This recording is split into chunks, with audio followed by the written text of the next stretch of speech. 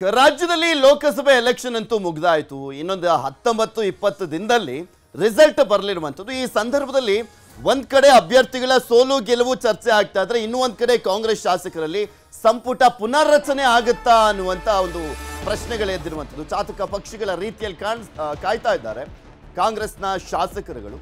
ಲೋಕ ಚುನಾವಣೆಯಲ್ಲಿ ಎಷ್ಟು ಸೀಟು ಕೈವಶ ಆಗುತ್ತೆ ಅನ್ನುವಂತ ಪ್ರಶ್ನೆ ಇನ್ನು ಒಂದ್ ಕಡೆ ಕಾಂಗ್ರೆಸ್ ಕಾರ್ಯಕರ್ತರಲ್ಲಿದ್ರೆ, ಕಾಂಗ್ರೆಸ್ ಪಕ್ಷ ಮತ್ತೆ ಸರ್ಕಾರದ ಕಡೆಯಿಂದಲೂ ಕೂಡ ಆಂತರಿಕ ಸಮೀಕ್ಷಾ ವರದಿಯನ್ನ ತಗೊಂಡು ಚರ್ಚೆಯನ್ನ ಮಾಡಲಾಗ್ತದೆ.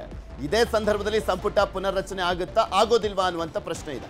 28ರಲ್ಲಿ ಎಷ್ಟು ಸೀಟನ್ನ ಗೆಲ್ಲುತ್ತೆ ಕಾಂಗ್ರೆಸ್? ಹೈಕಮಾಂಡ್ ಟಾಸ್ಕ್ ಅನ್ನ ಪೂರೈಸಿದ್ದಾರಾ ಸಚಿವರು? ನ್ಯೂಸ್ 8 ನಲ್ಲಿ ಎಕ್ಸ್ಕ್ಲೂಸಿವ್ ಆದಂತಹ ಸುದ್ದಿಯನ್ನ ನಿಮ್ಮ ಮುಂದೆ ಇಡ್ತಾ ಇದ್ದೀವಿ.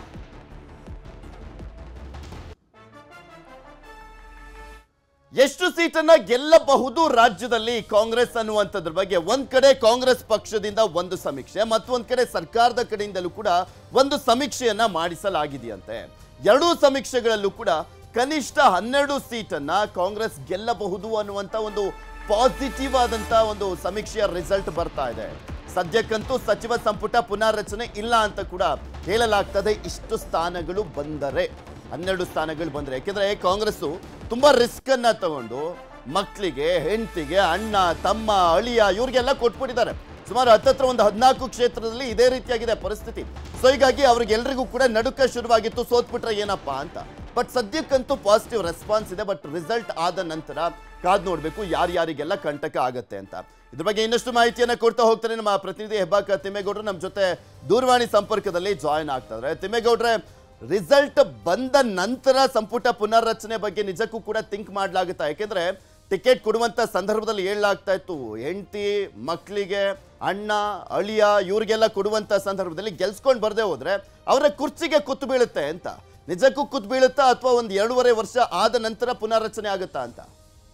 ಸದ್ಯಕ್ಕಂತೂ 2.5 ವರ್ಷಗಳ ಬಳಿಕವೇ ಸಂಪುಟ ಪುನರಚನೆಯನ್ನ ಮಾಡಬೇಕು ಅನ್ನುವಂತ ನಿಟ್ಟಿನಲ್ಲಿ ಮುಖ್ಯಮಂತ್ರಿ ಸಿದ್ದರಾಮಯ್ಯ ಮತ್ತೆ ಉಪಮುಖ್ಯಮಂತ್ರಿ ಡಿ.ಕೆ. ಶಿವಕುಮಾರ್ ಚಿಂತನೆಯಲ್ಲಿದ್ದಾರೆ ಅಂತ ಹೇಳಲಾಗ್ತಾ ಇದೆ. ಯಾಕಂತ ಹೇಳಿದ್ರೆ ಕೇವಲ ಎಚ್ಚರಿಕೆ ಗಂಟೆಯಾಗಿ ಲೋಕಸಭಾ ಚುನಾವಣೆಯ ಬಳಿಕ ಯಾರ್ಯಾರು ಹಿನ್ನಡೆ, ಯಾವ ಕ್ಷೇತ್ರದಲ್ಲಿ ಹಿನ್ನಡೆ ಆಗುತ್ತಾ ಅಂತ ಸಚಿವರ ತಲೆದಂಡ ಆಗುತ್ತೆ ಅನ್ನುವಂತ ನಿಟ್ಟಿನಲ್ಲಿ ಒಂದು ಎಚ್ಚರಿಕೆ ಗಂಟೆಯಾಗಿ ಅಷ್ಟೇ ಒಂದು ಸೂಚನೆಯನ್ನ ಕೊಡಲಾಗಿತ್ತು ಅಂತ ಹೇಳಲಾಗ್ತಾ ಇತ್ತು. ಇದಕ್ಕೆ ಪೂರಕವಾಗಿ ಇದೀಗ ಕೆಪಿಸಿಸಿಯಿಂದ ನಡೆಸಿರ್ತಕ್ಕಂಥ ಒಂದು ಆಂತರಿಕ ಸಮೀಕ್ಷೆ, ಮತ್ತೊಂದು ಕಡೆಗೆ ರಾಜ್ಯ ಸರ್ಕಾರದಿಂದ ಮುಖ್ಯಮಂತ್ರಿ ಸಿದ್ದರಾಮಯ್ಯನವರು ಕೂಡ ಪ್ರತ್ಯೇಕವಾಗಿ ನಡೆಸಿರ್ತಕ್ಕಂಥ ಒಂದು ಆಂತರಿಕ ಸಮೀಕ್ಷೆ. ಎರಡೂ ಸಮೀಕ್ಷೆಗಳಲ್ಲೂ ಕೂಡ ಕಾಂಗ್ರೆಸ್ ಈ ಬಾರಿ ರಾಜ್ಯದಲ್ಲಿ ಕನಿಷ್ಠ 12ಕ್ಕೂ ಹೆಚ್ಚು ಸ್ಥಾನಗಳನ್ನ ಗೆಲ್ಲುತ್ತೆ ಅನ್ನುವಂತ ಒಂದು ಆಂತರಿಕ ಸಮೀಕ್ಷೆ ಹೊರಬಂದಿರ್ತಕ್ಕಂಥ ಹಿನ್ನೆಲೆಯಲ್ಲಿ ಇದೀಗ ಸಿದ್ದರಾಮಯ್ಯ ಮತ್ತೆ ಡಿ.ಕೆ. ಶಿವಕುಮಾರ್ ಇಬ್ಬರು ಕೂಡ ಸದ್ಯಕ್ಕಂತೂ ಏನು ಸಂಪುಟ ಪುನರ್ರಚನೆ ಬೇಡ, 2.5 ವರ್ಷದ ಬಳಿಕ ಸಂಪುಟ ಪುನರ್ರಚನೆ ಬಗ್ಗೆ ಥಿಂಕ್ ಮಾಡೋಣ ಅನ್ನುವಂತ ನಿಟ್ಟಲ್ಲಿ. ಯಾಕಂತ ಹೇಳಿದ್ರೆ ಇದೇ ಸಂಪುಟವನ್ನ ಮುಂದುವರಿಸಬೇಕು ಅನ್ನುವಂತ ನಿಟ್ಟಿನಲ್ಲಿ ಇದೀಗ ಸಿದ್ದರಾಮಯ್ಯನವರು ಕೂಡ ಚಿಂತನೆ ನಡೆಸಿದ್ದಾರೆ ಅಂತ ಹೇಳಲಾಗ್ತಾ ಇದೆ.